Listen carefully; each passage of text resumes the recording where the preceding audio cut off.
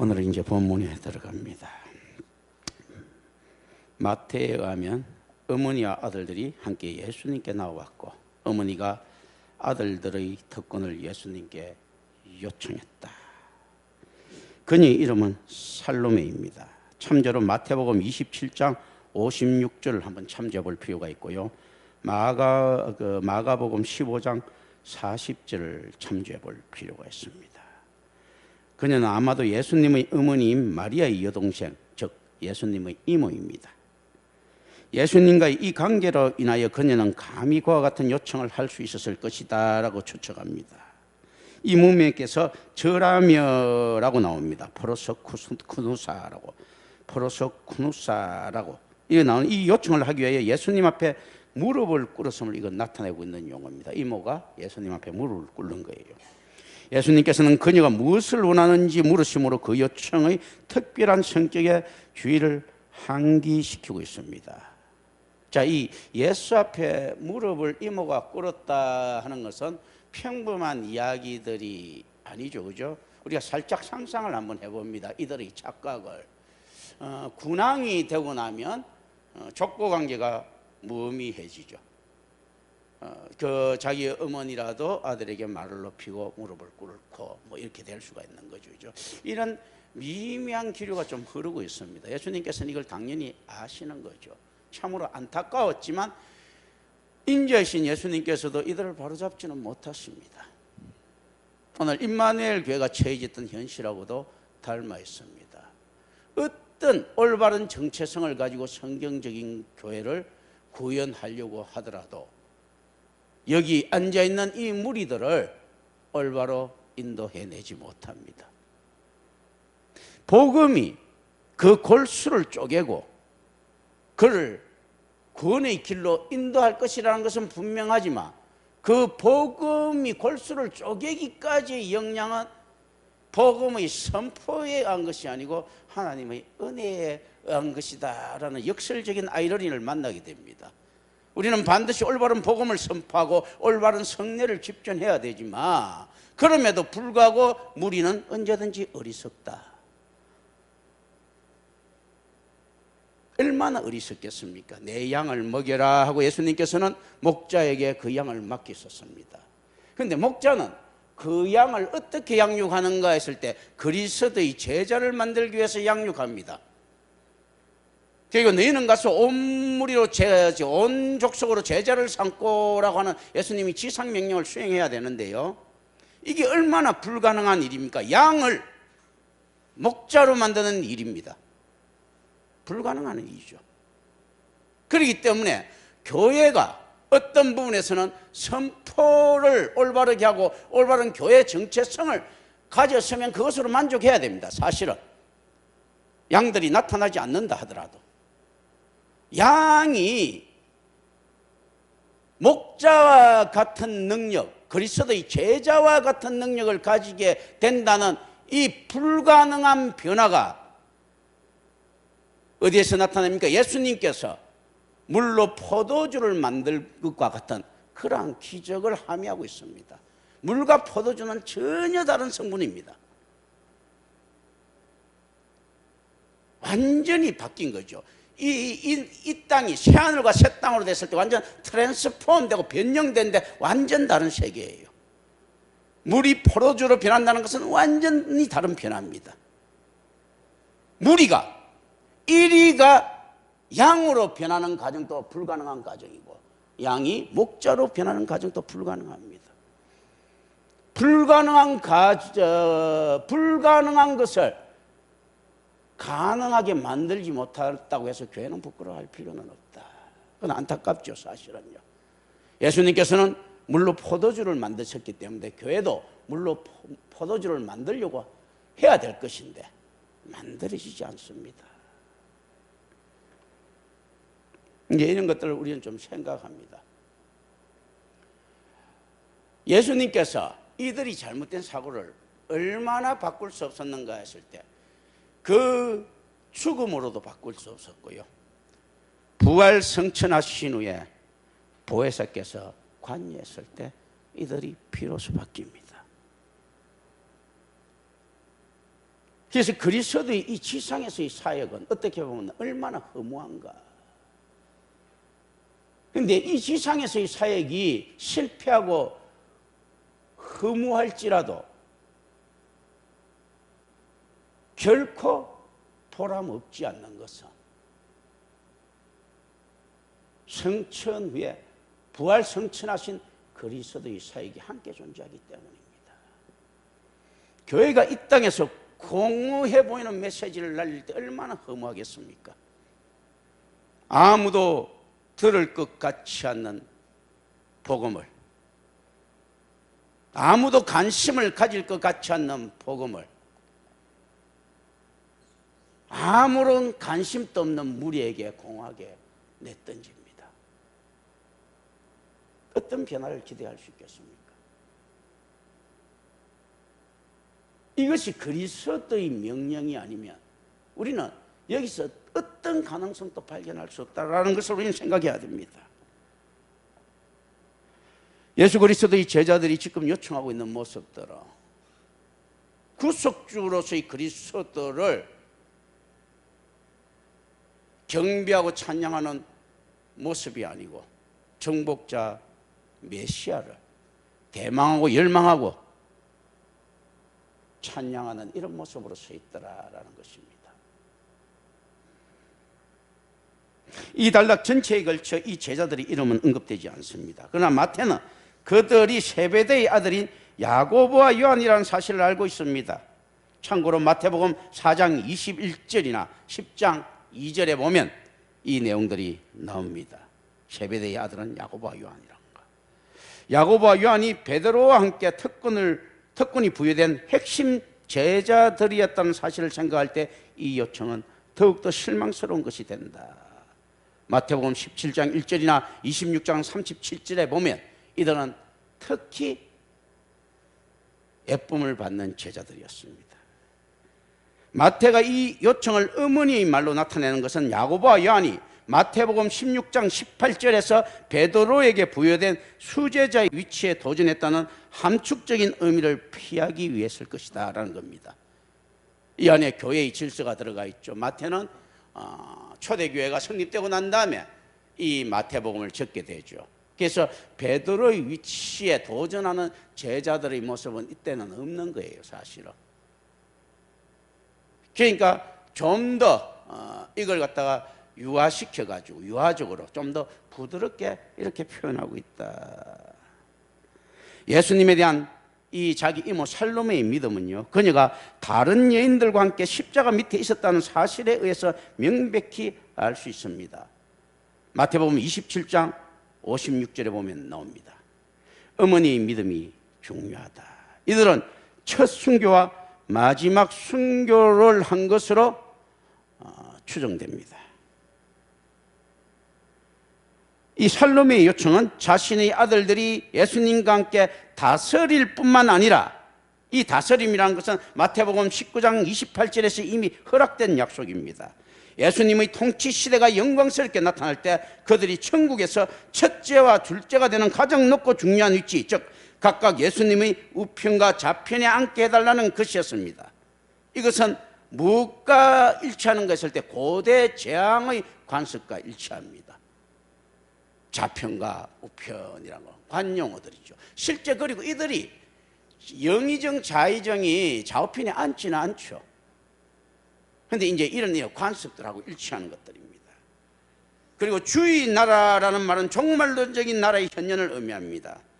그러나 제자들은 이 나라를 예수님의 예루살렘 도착으로 생각했습니다. 천국의 도성과 지상의 도성을 우리는 함께 발견할 수 있다. 이 제자의 고백 속에서는. 이 제자들이 가지고 있는 내세관 속에서는 시비타스 데이라고 하는 천국의 도성이 보이는 것 같으며 이들이 탐욕하고 있는 이 모습 속에서는 지상 시비타스 테르레나라고 하는 지상의 도성이 보입니다. 로마가 망했을 때 어거스틴은 변정합니다. 천국의 도성, 신국이라는 책을 통해서 왜 로마가 많은 이방신을 섬겼을 때 그렇게 강대했는데 하나님을 섬기고 난 다음에 기독교인이 되고 난 다음에 이렇게 멸망합니까 할 때 어거스틴은 이야기를 하는 거죠. 니들이 과연 시비타스 때에 하나님의 도성을 사모했느냐, 그렇지 않으면 시비타스 테러나 지상의 도성을 사모했는가 라고 했을 때 실질적으로 로마의 많은 사람들은 대답하지 못합니다. 로마의 그나마 경건한 신앙인들은 전혀 대답하지 못하는 거죠.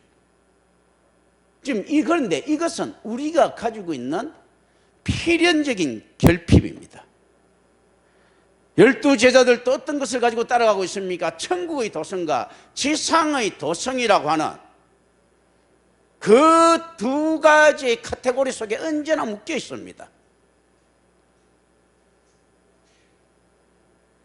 그리고 이 지상의 도성에 대한 것을 좀 더 성결함으로써 이해하려고 합니다. 오늘날 많은 교회에서도 일어나고 있는 거죠. 거룩한 만몬이죠. 이런 것들을 우리는 좀 생각해 볼 필요가 있습니다. 자, 여기서 이 대화 속에서는 언제나 우리는 찾아야 될 것들이 있다. 이 안에 단락에서 또 다른 철학적인 배경을 우리는 생각해 볼 필요가 있죠. 답은 아닙니다. 우리가 같이 이렇게 의논한 겁니다. 여기서 긍정적인 것과 부정적인 것을 우리는 항상 찾아낼 수 있어야 된다. 철학적 이야기에 좀 더 귀 기울일 수 있어야 된다. 사상적 이야기, 신앙적 이야기에 귀 기울일 수 있어야 된다. 이것을 뭐라고 합니까? 내러티브라고 하죠. 내러티브는 언제나 위번 내러티브, 이야기를 하다 할 때 위번 내러티브, 내러티브를 짠다라고 하죠. 이 내러티브는 독일어로 이야기하면 게셔테, 이야기로서의 역사, 신앙 고백적 역사와 히스토리의 과학적 역사를 같이 포함하고 있는 이야기들입니다. 내러티브. 그리고 어떤 이야기입니까? 가다무가 이야기했던 지평융합의 이야기들입니다. 하이데거가 이야기했던 역사에 있어서 역사는 사건 그 자체보다도 숨어있는 철학적 이야기들이 중요하다라고 했을 때 이것이 가다무가 그것을 잊고 지평융합이라고 보이지 않는 지평선, 수평선에 너머에 있는 과거와의 대화를 시도할 필요가 있고 우리도 미래와의 대화의 장을 열어낼 필요가 있다는 이야기들이죠. 역사는 이 안에 감추어져 있거든요. 역사는 사실에 근거한 문학적 구성들이죠. 그래서 위안부에 대한 해석이 일본이 다르고 한국이 다른 겁니다. 그들의 스토리를 가지고 있는 것들이거든요. 그리고 어떻게 보면 우리가 일본 입장이라고 할 것 같으면 이해할 수 있는 부분들도 있습니다. 어느 전쟁이라든지 위안부가 없는 전쟁은 없었고요. 문제는 패전국이 됐다는 거죠. 그리고 한국의 주권을 자기네들이 찬탈했다가 다시 상실했다는 것이 있죠. 오늘날 한국이라는 나라가 존재하지 않는다면요, 어떻게 이야기됐습니까? 이완용이나 박재순이 같이 훌륭한 사람들 때문에 우리가 한 나라가 될 수 있었다 하는 훌륭한 이야기들이 남아 있었겠죠. 진시 황제에서 통일된 나라들이 중국이라고 하는 거대한 제국을 형성하게 되자 한민족이란 기치 안에 하나로 융화되듯이. 그런데 거기서 독립의 나라들이 나오면 이야기가 달라지는 거죠. 그죠? 그렇기 때문에 이 이야기, 역사의 이야기라는 것은 얼마나 허구적이고 어거지적인지 모릅니다.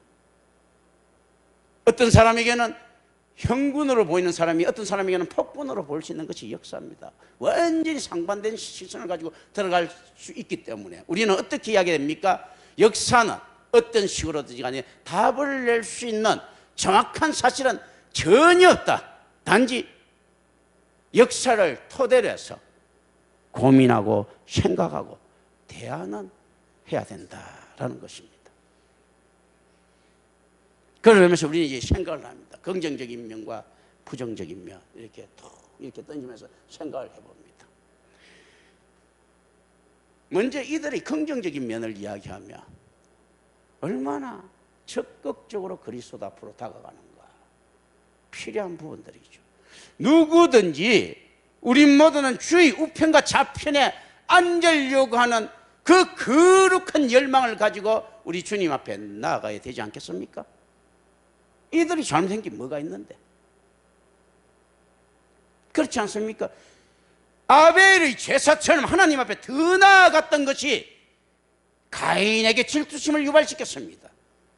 오히려 이들의 접근이 어떤 면에서 보면 훨씬 더 아름답죠.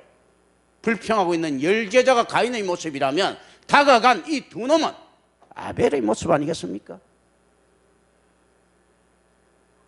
그렇지 않겠습니까? 긍정적으로 생각하는 거예요. 답이 아니고.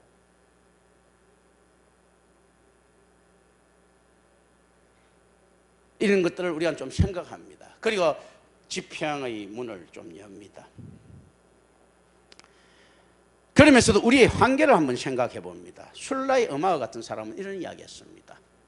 인간의 이성과 양심은 과학과 도덕을 발전시킨다. 그러니까 이성이 과학을 발전시키고 양심이 도덕을 발전시킨다고 보는 거죠. 그리고 경건은 종교를 낳는다라고 이야기합니다. 자, 이때 인간을 높이고자 하는 이 엉터리들에서 우리는 좀 사고합니다.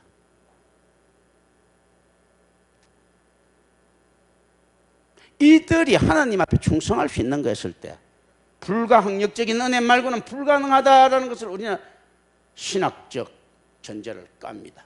그래서 생각을 합니다. 자, 우리는 전적 타락의 무능력하고 무기력한 죄인들입니다. 그리고 우리의 이성이라고 해봤자 기껏 자연 은총을 헤아릴 수 없을 정도의 부패되고 퇴색되고 타락한 이성들입니다. 자연을 보고 하나님을 볼 수 없는 그 정도 사고로 전락했는데 과연 어떻게 올바른 과학을 양상시켜낼 수 있겠습니까? 그리고 우리 양심은 심히 부패해 있어 선한 것이라고는 하나도 없는데 어떻게 거기서 발생되는 도덕이 선할 수 있겠습니까? 경건은 종교를 낳는다고 했는데 타락한 인간의 경건이라고 하는 것은 기껏 해봤자 자기 욕망에 불과한 건데 거기서 나오는 종교가 어떻게 바를 수 있겠습니까? 이기적인 것들 뿐이겠죠. 미신적인 것들 뿐이겠죠. 그렇지 않겠습니까? 우리가 이 안에서 이들이 지금 최초의 공동체를 갖다 설립하려고 하고 같이 가고 있는 이 사람들이 지금 공동체에서 삐끄덕거리는 모습들을 보이고 있습니다. 이 공동체에서 자기 이익이 난무하는 이곳에서 어떤 과학적 진보를 볼 수 있겠으면 도덕적 행위를 볼 수 있겠으면 어떤 경건함을 볼 수 있습니까? 고아 가부를 돌아보고 새 속에 빠지지 않는 경건에서 모두 위배되어 있습니다. 그렇지 않겠습니까? 이들은 불과 얼마 전까지만 하더라도 베드로 장모라고 하는 돌아봐야 될 가부의 집에서 유숙했던 사람들입니다. 그런데 그 장모와 연관이 있는 베드로보다도 자기가 더 높아지려고 하는 이런 모습들을 가지고 있습니다. 어떻게 이게 경건할 수 있겠습니까? 새 속에 빠지지 않아야 되는 사람들이 권력이라고 하는 랭크, 계급을 가지게 됩니다. 이게 어떻게 경건할 수 있겠습니까? 이 이중성을 우리는 좀 생각해 볼 필요가 있습니다.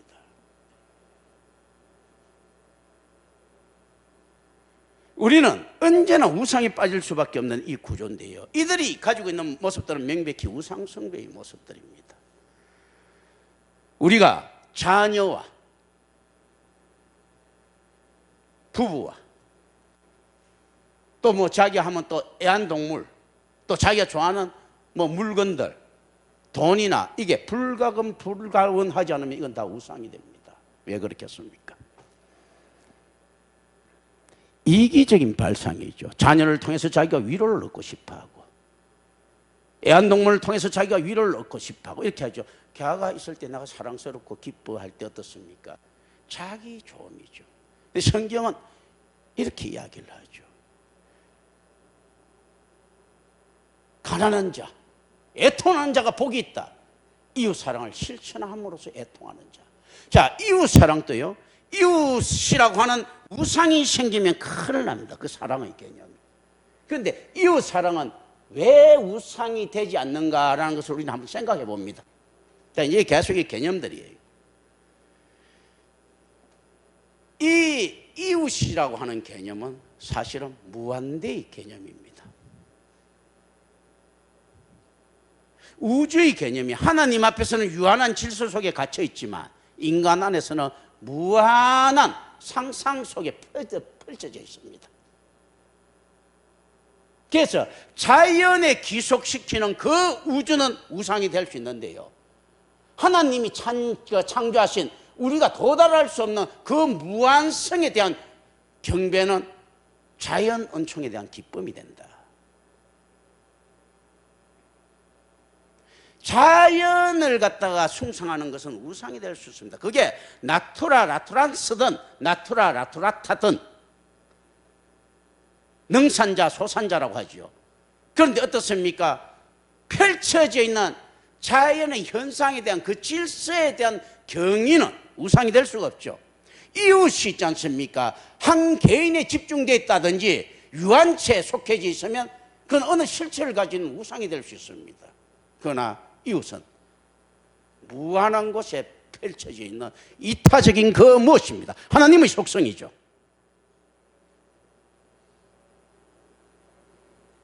하나님의 속성 안에서는 그거는 무한의 속성을 가지고 있는 그 이웃은 우상이 될 수가 없죠. 유한의 속성을 가지고 있는 내 새끼, 내 자식, 내 개, 내 고양이, 내 돈, 우상들이죠. 거기를 통해 가지고 어떻습니까? 그 유한한 가운데서 보고 그 반경, 그 카테고리 안에서 그 레디어스 안에서 자기가 무엇을 느끼려고 합니까? 자기 만족, 자기 기쁨을 느끼는 자기의 셀프 러브를 가지고 있으려고 하는 거죠. 자기에는 이기적인 것입니다.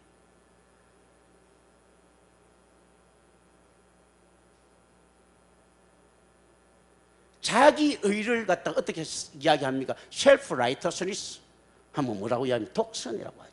그 의는 자기의, 자기의 위험한 것들이죠. 이런 것들을 우리는 생각해 볼 필요가 있습니다. 이들은 이웃 사랑에 있어서 가인과 아벨처럼 실패합니다. 자, 이제 역설적으로 이야기해서 우리는 아벨의 재단을 갖다가 굉장히 뛰어나고 훌륭한 것으로 평가했을 때 맞습니다. 이들이 그렇다면 이들이 예수 그리스도의 좌우편에 앉으려고 하는 이 거룩한 열망은 뛰어난 것입니다. 그러나 아벨이 자극했던 가인에 대한 비배려는 저는 불만입니다. 과연 아벨이 가인에게 평상시에 질투받지 않을 만큼 행동을 했을까라는 의문을 우리는 가져볼 수가 있죠.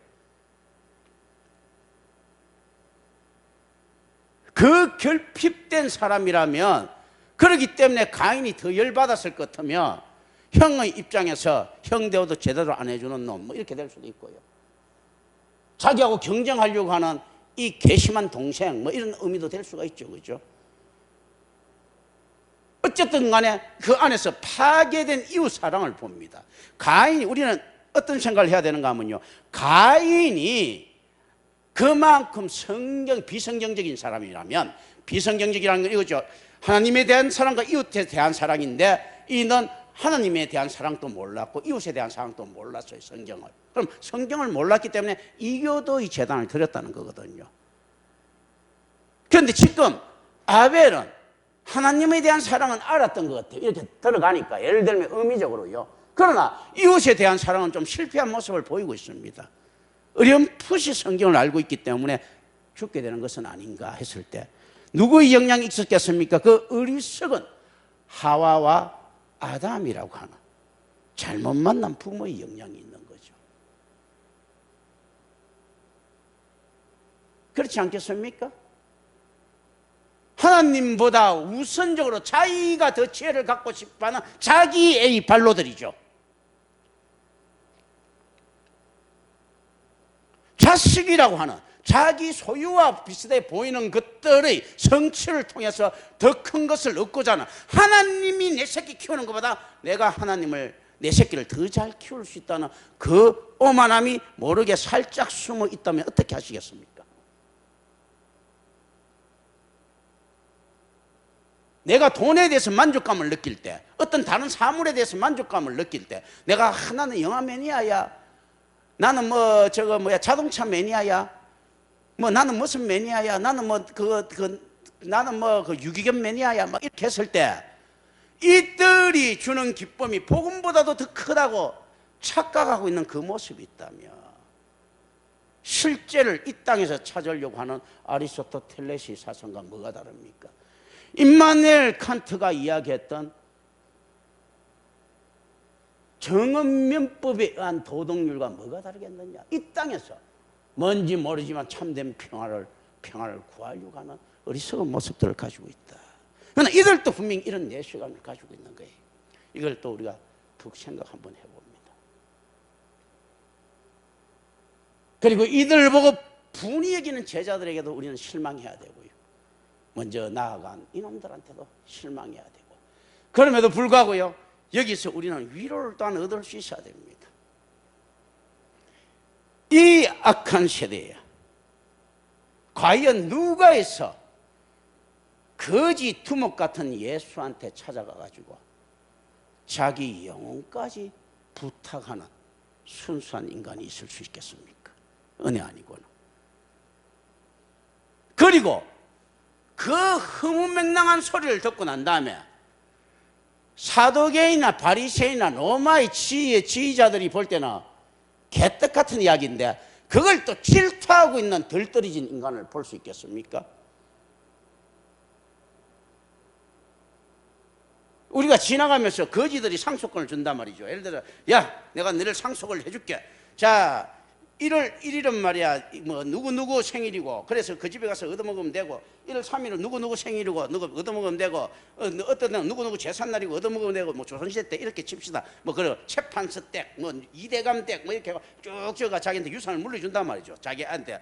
그걸 지나가는 양반이 보고 난 다음에 질투하겠습니까? 참, 이거 진짜 놀고 있네 하지. 근데 이들이 질투했다는 것은 뭡니까? 야고보와 요한이 하고 있는 이 사실에 대한 실체성을 인정하고 있다는 이야기거든요.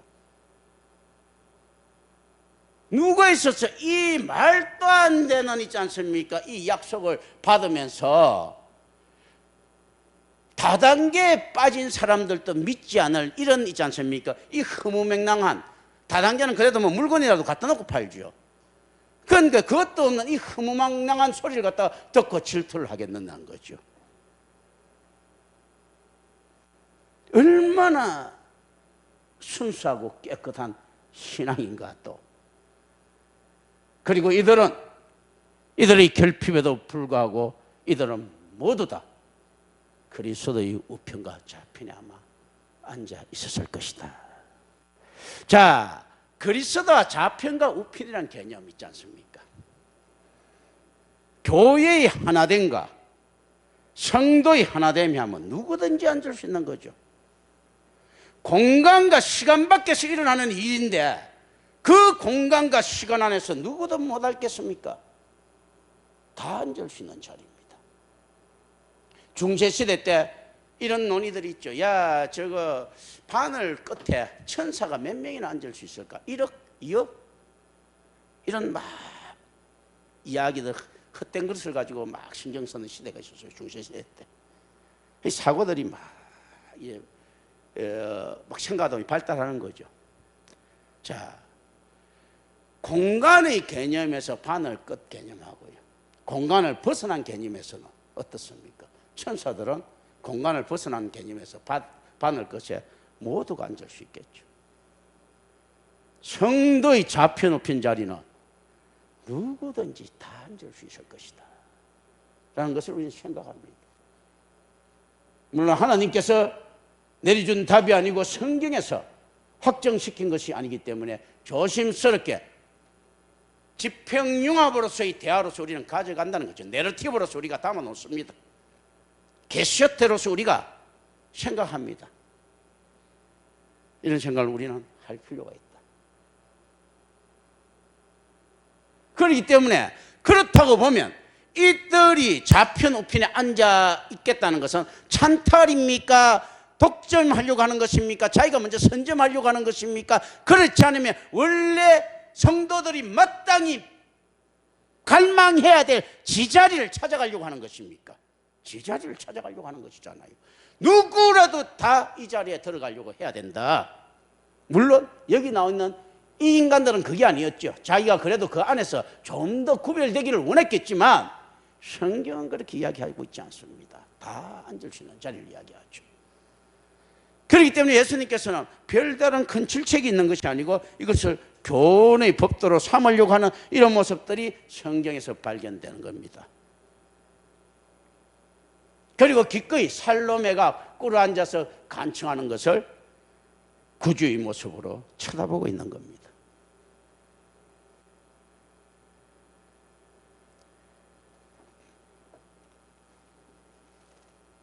그런데 좌편 우편이라고 하는 이 계급에 이 랭크의 고리를 걸어버리면요 성경을 잘못 이해하게 되는 겁니다. 좌우편에 딱 두 사람만 한정되어 있는. 그러면 천국에서도 성직계급 제도가 존재하고 관료 제도가 존재한다. 질서는 존재하되 차별이 존재하겠습니까? 천국에.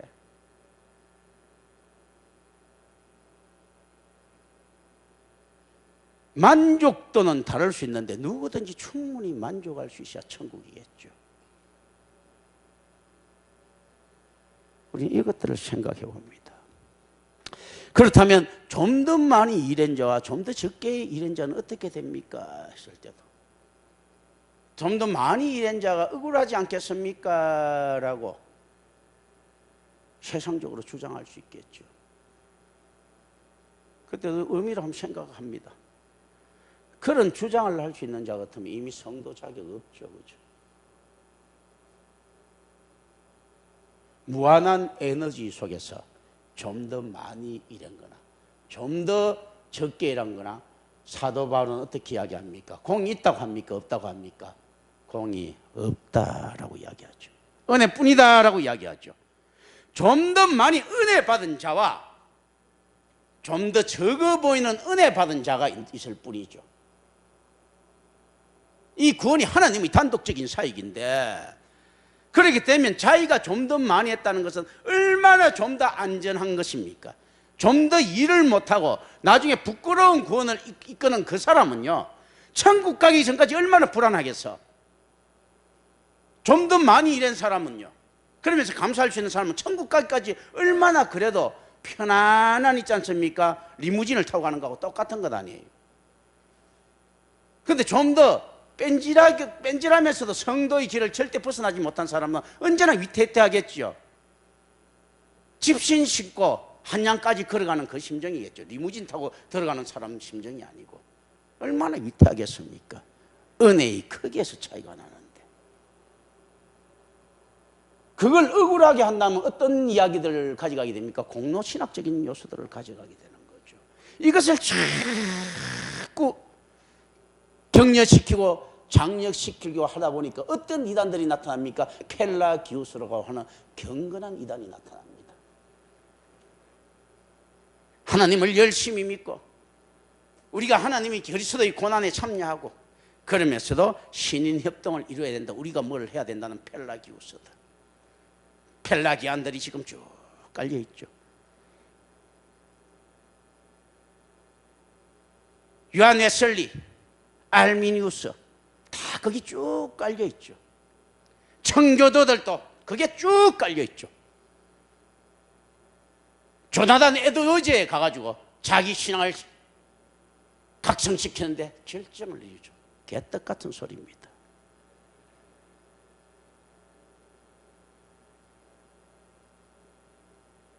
참으로 겸손의 아이콘 어쩌고 저쩌고 하고 하는 사람들이 나타나는데 참으로 겸손한 자는 이 세상에서 어떤 지위에 있을 것 같습니까? 아무도 모릅니다. 너무 겸손했기 때문에. 그 겸손이 알려졌다는 것은요, 겸손이라고 하는 상품을 팔은 장사꾼이었죠.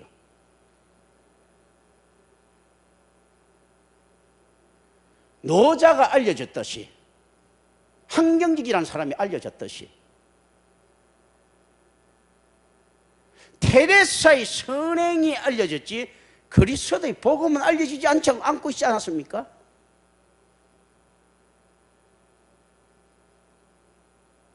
이런 이야기들을 우리는 생각해 볼 필요가 있습니다. 참으로 복음에 헌신된 자라면 우상숭배에서 벗어나야 되겠는데, 얼마나 우리가 지금 비참한 우리의 선조들을 만날 수 있는가 하면요, 우리가 배워왔던 위대한 순교자들, 개떡 같은 소리 하고 있죠. 순교자가 위대하다면 그 이름은 순교자 소리도 나오지 않았어야 되는 거예요. 순교가, 올바른 순교가 되려고 하면 자기 이름까지도 완전히 순교가 돼야지. 그리스도만 나타나야지. 자기 이름이 나타나는 그 순교는 어떻습니까? 영웅주의죠. 오늘 순교자 숭배들이 나타나고 있습니다. 인간을 높이려고 하는 이 사악한 것들이 세상을 뒤엎고 있습니다.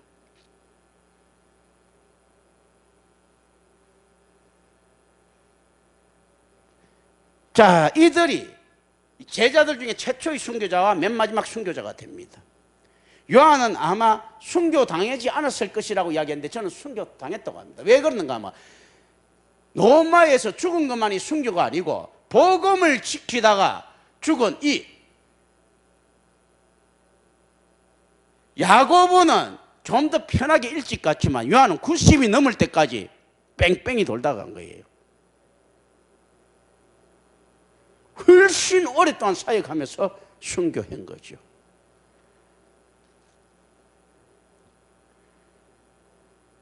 손양은이란 목사가, 주기칠이란 목사가 일찍 가면서 순교의 임팩트를 남기고 순교자의 이름을 남기고 죽는 것은 저는 가짜 순교로 봅니다. 오히려 100살까지 살면서 있죠, 이름도 지지리도 남기지 못하고 순교인지도 모르고 죽은 그리스도인들, 순교자들이죠. 자기는 없고 예수만 있는데,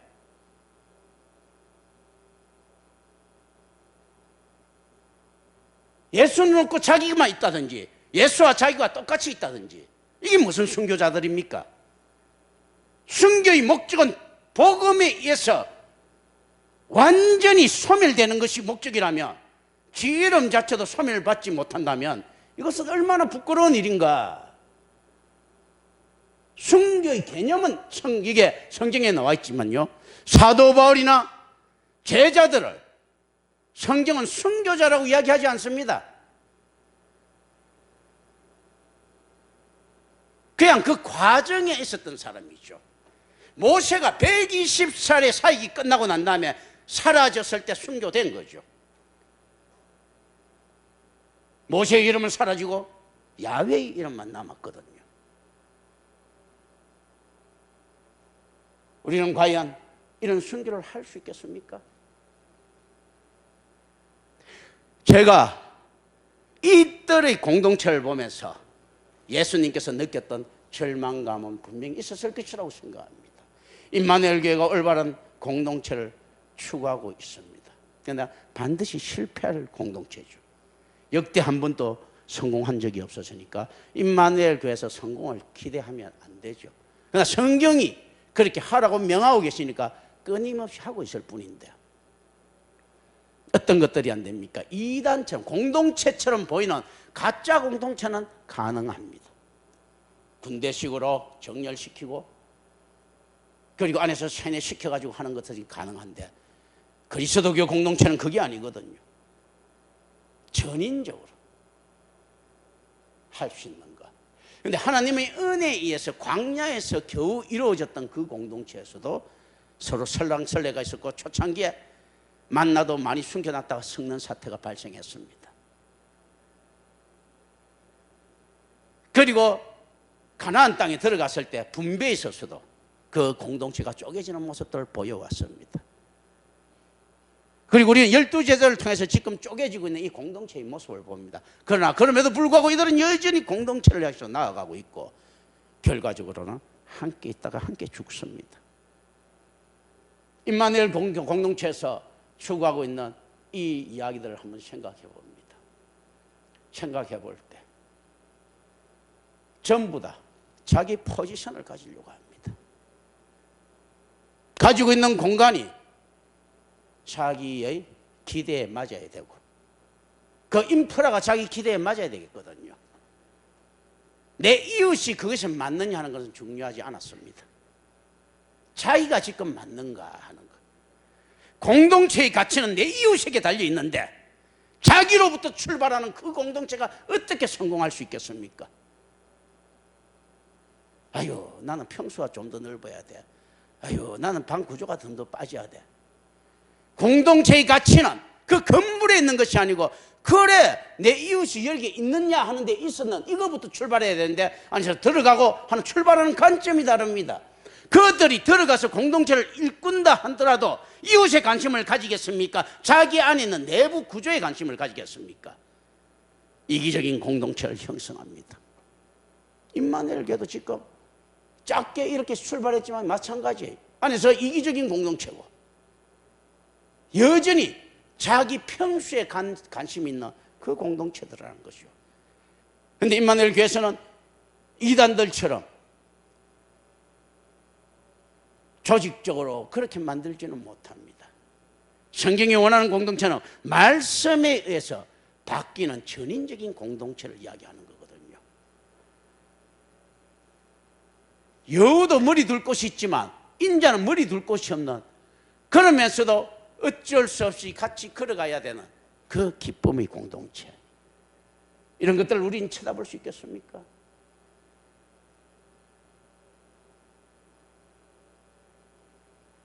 좀 더 행복한 발전된 인프라 속에서 자기 공간의 따뜻함을 추구하는 그 이기적인 공동체가 과연 신앙 공동체를 대신할 수 있겠습니까? 그래서 임마누엘 공동체에서 작게 출발한 이것도 이미 실패했습니다. 그러나 끝까지 갈 수밖에 없는 것은 우리 주님께서도 실패했지만 끝까지 갔거든요. 나중에 주님께서 완성하실 새 나라와 새 땅에서 나타나게 될 올바른 공동체 때문에 지금 실패하는 이 공동체의 거듭된 실패를 저는 계속하려고 합니다. 예수님께서 이 떨거지 같은 놈들을 데리고 끝까지 실패하면서 이들을 위대한 사도로 만드신 것처럼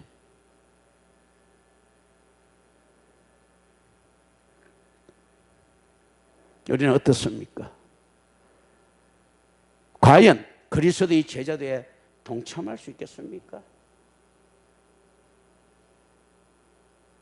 술라의 음아란 놈처럼 경건이 난 종교를 가지고 부패된 이성과 부패된 양심과 부패된 감성이 난 그 종교를 가지고 그리스도교 신앙을 대신할 수 있겠습니까?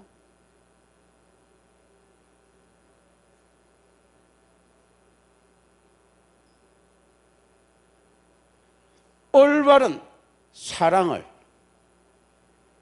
하지 못한 자가 받았을 때 그 올바른 사랑이라는 걸 분별해낼 수 있겠습니까?